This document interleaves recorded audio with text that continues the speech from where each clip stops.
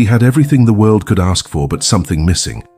Yet behind the walls of Edward Langston's grand estate was a silence money could never fill. For years, his son Michael felt more like a stranger than family. No dinners shared, no words spoken, just distance.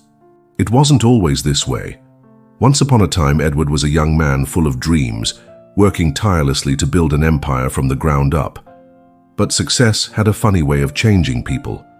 As his wealth grew, so did the walls around his heart, until there was no trace of the man who once looked at love as anything other than an inconvenience. Now that same Edward sat alone in his lavish study, surrounded by books he'd never read and antiques he didn't care for, the ticking clock on the mantel mocking the silence of his life.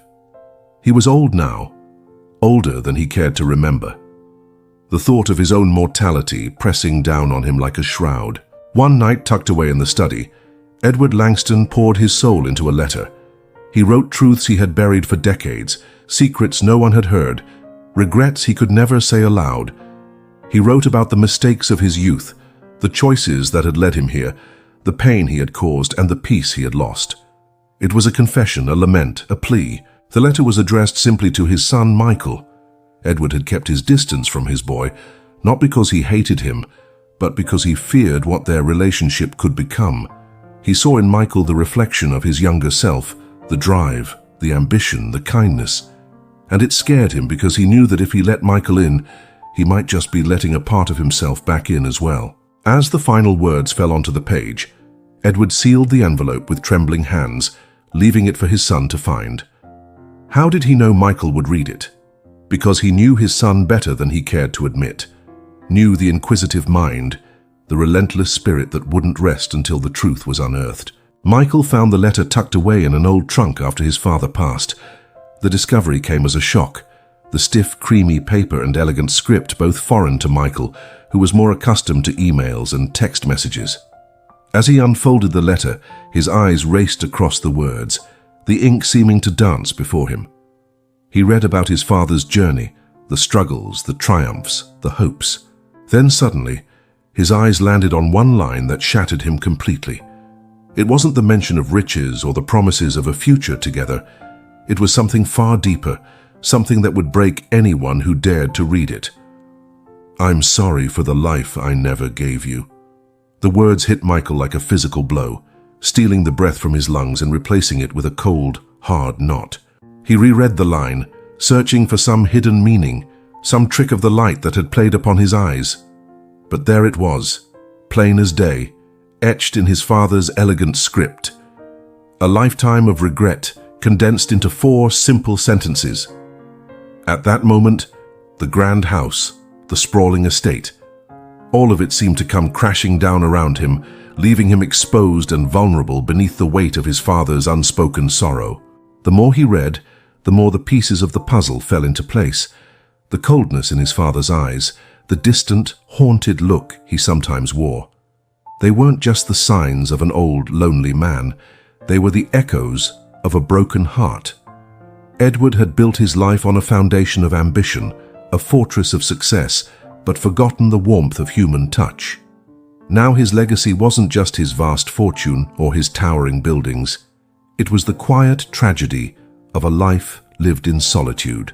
What made it worse was the realization that this wasn't just his father's story. It was his mother's too. He remembered her, of course, the woman with the gentle smile and sad eyes who had left them when he was just a boy. He remembered the whispered stories, the hushed tones, the pitying glances, but he never understood why. Why did everyone treat his mom like a fragile thing? Why did his father seem so defeated? And then, as he delved deeper into the past, piecing together the fragments of their family history, the truth revealed itself. His parents hadn't been star-crossed lovers. They hadn't been the victims of circumstance. They had chosen this life, or rather, his father had. Edward had met his wife Catherine when he was just a young, ambitious man with dreams in his eyes and the world at his feet. She was the daughter of a wealthy family, but unlike Edward, she hadn't been born into privilege. Her parents had worked hard to give her and her siblings the best life they could, and she had excelled, earning her place at a prestigious university where Edward had first laid eyes on her. Their courtship had been intense, passionate, filled with the kind of love that consumed your thoughts and painted the world in vibrant hues. But it hadn't been enough for Edward. He wanted more, something beyond the realm of possibility. He wanted to mold Catherine into something that fit his vision, a trophy wife who would adorn his arm and reflect his brilliance rather than stand beside him as an equal. When Catherine learned of his plans, she resisted, clinging fiercely to the last shreds of their love. But Edward's ambition knew no bounds. He had tasted success, and he craved more. So he had convinced Catherine that their love wasn't enough, that she deserved more, that he could give her the world. It had been a slow burn, a gradual erosion of trust and love, until all that was left was the faintest memory of what once had been. Michael finished the letter, his heart heavy with the weight of his father's confession.